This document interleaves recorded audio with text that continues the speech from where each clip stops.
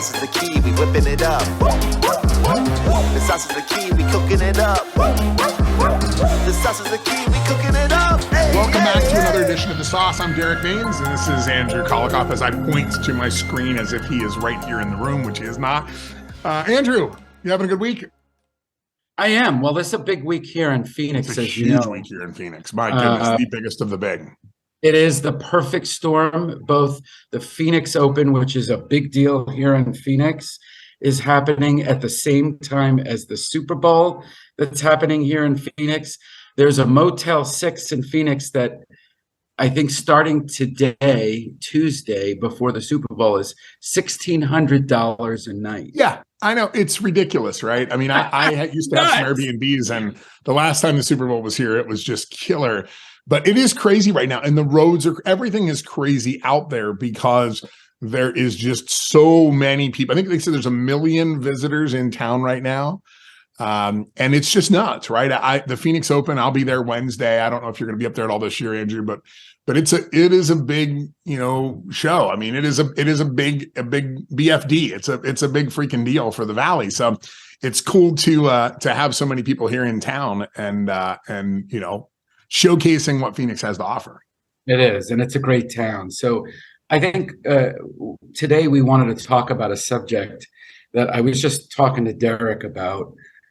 Derrick and I do a lot of public speaking, and we rub elbows with a lot of executives of companies of many different sizes, even into the hundreds of millions, and we speak to those people. And in my experience of speaking, there's one question I ask that I'm no longer surprised. I was initially surprised, but I'm no longer surprised that virtually no leader has the answer readily available. They have to think about it. Yeah. And when you have to think about something, that means you don't have clarity on something. And when you don't have clarity on something, that means there's no intention. And if you don't have crystal clear intention, then how are you going to create the outcomes that you want to create? Yeah. So the question is this. Okay. How do you wish to be remembered in your life, in your company? And, so much of life, Derrick, as you know, you're an operations guy, you're the process guy, fixer. We always start with an outcome, a vision, right? And we work our way backwards. We chunk out the elephant and we figure, we have outcome-based goals and then process-based goals to achieve that outcome. But what greater thing can we all do for ourselves than figure out that outcome for our lives and how we wish to be remembered? I just find that if you have clarity there, how you do what you do and what you're doing in your life now has a greater purpose because you know how you wish to be remembered, either as a leader, as a business owner, as a person, as a husband, as a wife, as a father, a mother. These things are really important if you want to be a good dad. Well, then you have to know, you have to have the end in mind, right? One of the things I always say, Derrick, is that, and it applies to leaders as well. We have two jobs as parents. One job is to love our kids and give them time. And of course, safety and a roof over their head. And too many people screw that up. But the other job we have is to prepare them for life. But how we do that is how we live our lives. They're watching how you navigate through the various challenges of life, difficult circumstances, how you talk to people who don't talk nicely to you, and they're going to adopt some of those behaviors. So we have that responsibility for us in how we want to be remembered. So I think it's a good subject for us all to think about, that we need to work backwards with the end in mind in that. So that's what I'm throwing out there, Derrick. What does that mean? Yeah, I like that. I mean, I do think that many times we live in the moment, right? That's just the necessary. We think about strategic planning. We talk about 5-year and 10-year and 15, and where do you want to be when you retire, and what do you want to be when you grow up? And we ask all these questions, but I think we ask them from the shoes that we stand in today. And what we really have to do is look through those lenses from the shoes we're going to stand in tomorrow, or 10 or 15 or 20 years from now. And I've been talking a lot about this concept, and I was writing some notes to myself when you were talking. One of the things I love about doing podcasts is I get lots of great ideas, and I'm like, I'll get off on a tangent in my own mind. I'm like, ooh, that's a really good thread I have to pull after this show. But I've been thinking about this concept. I call it shoe sharing. So it's one thing to walk a mile in somebody's shoes. It's another thing to actually see the world through their eyes. And I love giving the analogy of getting a haircut, right? I don't cut my own hair, even though I'm physically capable, and Andrew does probably cut his own hair. But I'm physically capable of cutting my own hair, at least for a short period of time left.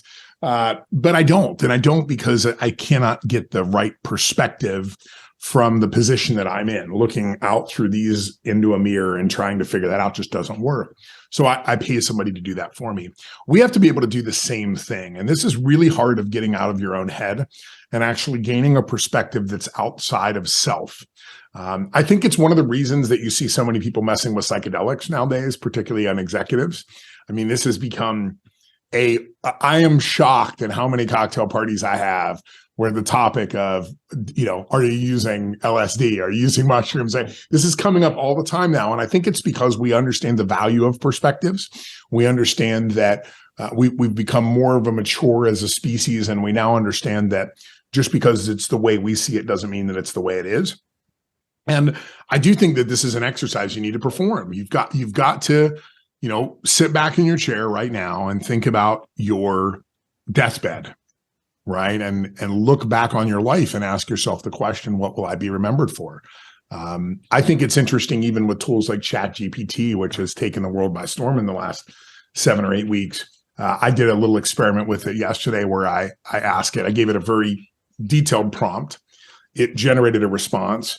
And then I got some feedback from Candace Frazier, who you and I both know. And Candace was like, I'm not using ChatGPT because the perspective is too masculine. And I was like, well, wait a second. Let's ask it to speak to us as a female.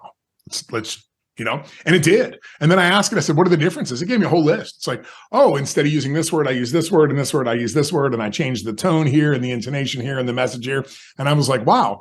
And it did a phenomenal job. And then I said to it, I want you to imagine you're that same woman, but you've had a number of children and you are now on your deathbed. And I want you to restate the previous statement from that woman's perspective. And it was very interesting. The first thing it did is it said, this is a message to my children. And it began orating this whole entire diatribe, but actually started speaking as if the AI was speaking to its children and saying, here are the lessons that I learned in my life, and here's the legacy that I leave you. And it's a legacy of knowledge, and it's a legacy of empowerment. And it's like, follow these lessons to have a successful life. And when you said that earlier about like, hey, this is the topic we want to talk about, I'm like, that's really cool because I'm using AI right now to try to get other perspectives. And it's fascinating because it is truly amazing. Andrew, you and I see the world through a male perspective. We don't, in a white male perspective, we don't see the world as a black female. We can't. It's very difficult for us to do that. So we have to physically almost remove ourselves from our body and gain this other position in order to try to even relate in any way to people that have a different worldview than we do. And I think, our religious upbringing is influences the way we see the world. Right. All of these things, all of our experiences are turned into biases, and those biases become lenses on a pair of glasses that keep, the color keeps changing and keeps modifying based upon all of those new lenses that are coming to us. So it is a tough question. I guess I would ask it to you, Andrew. What do you want your legacy to be? So, I've sat down and worked through this, and I constantly revisit it, and a big thing for me is service. I grew up in a home, as you know my story, Derrick, where my parents and grandparents lived their lives in service, and my home was like Grand Central Station for anybody that needed a meal or a place to stay. It was the place of joy, love, laughter, and safety for the world.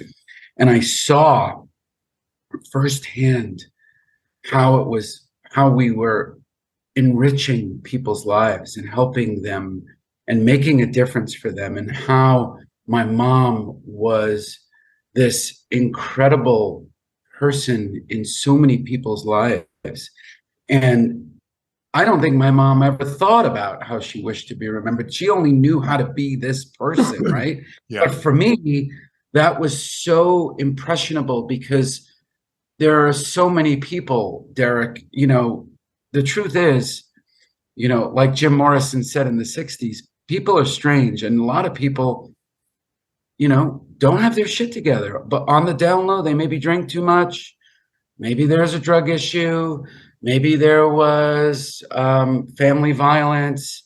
I mean, these things are pretty commonplace. Yeah. We don't talk about these things, right? They're the things that happen when somebody closes the door and walks in their home.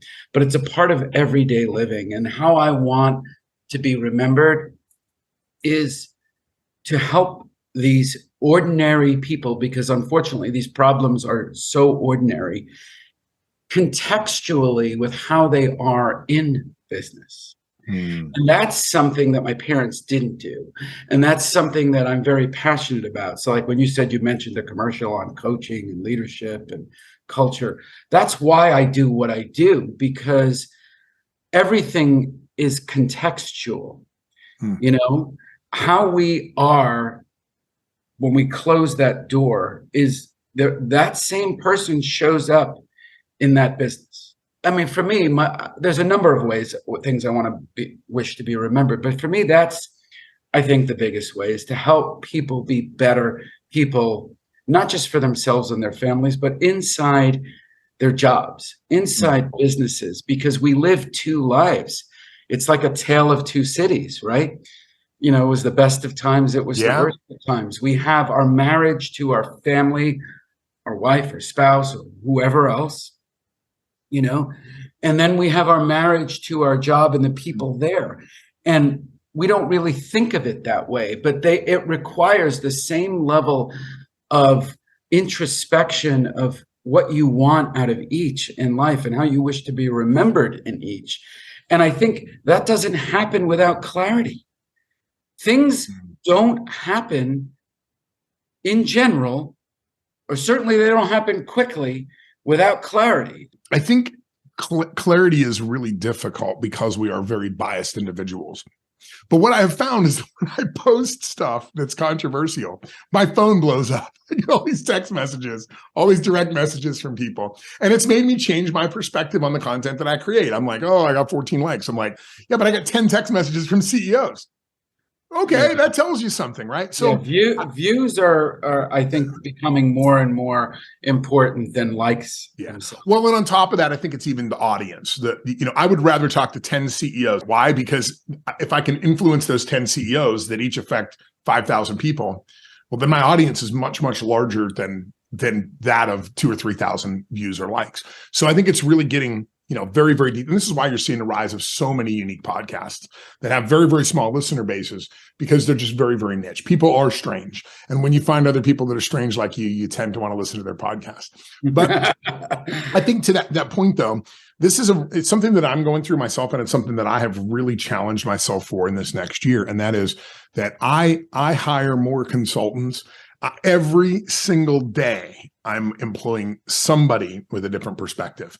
I've recently never gone to counseling or saw a therapist my whole life. Recently, for 2023, I'm like, I'm going to hire a therapist. And why? Well, I don't know. I just talk to the guy. Like, I'm just having a great conversation with him. And then he'll just, because he's trained in a very different way than I am, I will talk for 25 minutes about my week, and he'll point out something and go, you see the pattern? And I'm like, what are you talking about, Joe? And he's like, no, man, this is week 3, bro. You got this pattern. You keep, and I'm like, oh my God, I keep doing that, right? It's like, it's really fascinating to me how we can get different perspectives. And I do think that it's important to have different perspectives because it does allow you to adopt somebody else's perspective. Once you understand a little bit about the way that they see the world, you've got a little bit of an opportunity to steal a little space in their brain for a moment and allow yourself to see the world as they see it, or allow you to see yourself as they see you. And that can be tough, can be really hard. It's deep listening. And that goes back to, that has deep spiritual roots. That's not just, a new thing. This goes back to Lao Tzu and the Tao and all of that, where, and then you have even further, you have the feelings and the intention behind the words. You have, words are just an approximation of the human experience. Yeah. It is not the experience that itself. Right? Yeah, we are limited by the limits of our language. It can describe experience, but it is not experience. And the only way we can even more deeply understand, I call it deep listening, is if you not just listen to the words as the words, but perhaps as the words apply to them in the sense that you know them. If you do. So, this game of life thing is a really interesting journey. And that's why I talked about, knowing how you wish to be remembered. It really matters, because we spend so much of our time chasing money in our lives, Derrick. This is what we do. If we go to college, you didn't go, but even before, we think about, okay, how am I going to make money? How am I going to accumulate wealth? What do I have to do? So much of our energy and focus every day, you wake up. What do you wake up for? You're waking up to go to your job, man, or whatever it is that you're doing. We chase money that we forget contextually. What are we doing it for? Does it align with who I want to be, what I want to do, and how I wish to be remembered? If you're listening to this show, take some time, think about how you wish to be remembered. I talked about mine. Derrick, what would be yours? Yeah, I think I'm a little different because I don't have kids, right? So my legacy will not continue on in a biological, evolutionary perspective. So I have thought a lot about this as of late. I think some of that is turning 50 in a couple months. I think that makes you, think about the world a little bit differently, because you begin to understand the finite nature of life. And for me, I think it's one of the reasons that I have started producing more and more content is I do feel like I have something to say. And I think that it is relevant and it's timely.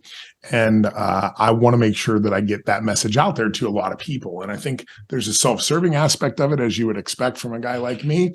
But there's also a desire to want to be remembered. I think it's even interesting. I've been really doing a lot of research on the startups that are out there about uploading your consciousness or your memories to an AI so that you can live forever. The fact of physical resurrection is highly unlikely, but resurrection of your thoughts and worldview and intellect is inevitable. It is coming. It is coming soon. So I've been thinking even more and more about that, of how do I build an AI model that has my, that I can have it listen to everything that I've ever produced. I can have a conversation with it and create the virtual version, the AI version of Derrick. The AI version of how Derrick would respond. Yeah, right. And then I think, there's some relevancy that you have to apply to that. I think it's very difficult to judge people based upon the time that they lived. I mean, we can look at our founding fathers. We can look at all sorts of people and say, oh, they were terrible people because of this, and this. I truly believe that 20, 30 years from now, people will look back on us and say, what a terrible bunch of these people ate animals. Could you imagine what kind of scumbags would do such a thing? Like, that's where the world's going, right, into the future. So we're going to see things like that. Oh my God, they had war. I mean, they killed each other. What kind of barbarians were these people? I think the perspective of time shifts so much. You have to figure out how to age an AI too. Think about this. Look at slavery, how it was so commonplace in the world for thousands of years, right? And in this country, slavery, you think about it, if you grew up during that time, it was normal. Yes, it ultimately culminated in a civil war. But prior to that, there were many people that felt, obviously, this is not right, but it was societally accepted, right? Where, I mean, you think about that today. How could we even be in a society where that would be acceptable? Because it is so unacceptable, right? So the ones of today, yeah. I mean, so look about that, and that was what, less than 200 years. That was 170 years ago, right? 50, 60 years ago. And I just think, we are shifting. We're in this weird place right now, maybe before another shift. I don't know. But what I do know is that we're in a place where we don't celebrate our differences.